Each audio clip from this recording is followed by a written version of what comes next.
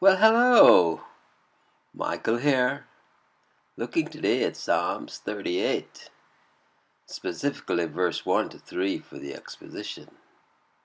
The psalm, which is subtitled, Do Not Forsake Me, O Lord. Let's go ahead and read the first three verses. Verse 1.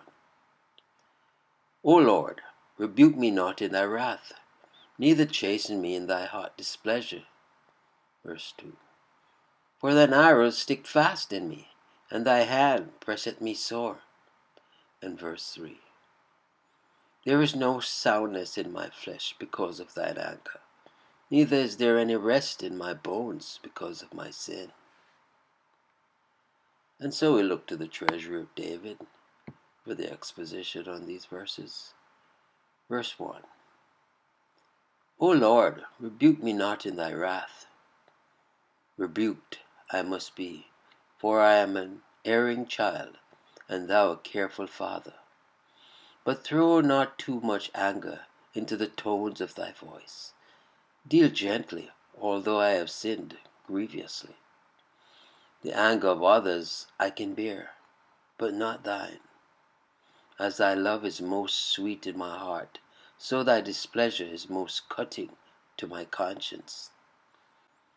Neither chasten me in thy hot displeasure. Chasten me if thou wilt. It is a father's prerogative, and to endure it obediently is a child's duty. But, oh, turn not the rod into a sword. Smite not so as to kill. True, my sins may well inflame thee, but let thy mercy and long-suffering quench the glowing coals of thy wrath. O let me not be treated as an enemy, or dealt with as a rebel. Bring to remembrance thy covenant, thy fatherhood, and my feebleness, and spare the servant. Verse 2. For thine arrows stick fast in me. By this he means both bodily and spiritual griefs.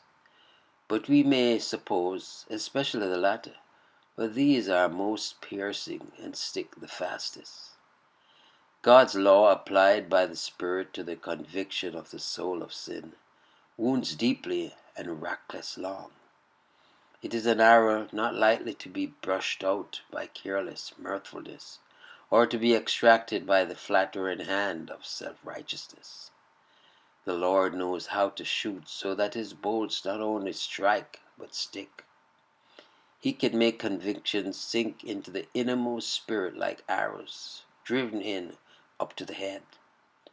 It seems strange that the Lord should shoot at his own beloved ones, but in truth he shoots at their sins rather than them, and those who feel his sin killing shafts in his life shall not be slain with his hot thunderbolts in the next world. And thy hand presseth me sore. The Lord had come to close dealings with him, and pressed him down with the weight of his hand, so that he had no rest or strength left. By these two expressions we are taught that the conviction of sin is a piercing and pressing thing, sharp and sore, smarting and crushing. Those who know by experience the terrors of the Lord will be best able to vouch for the accuracy of such descriptions. They are true to the life. Verse 3. There is no soundness in my flesh because of thine anger.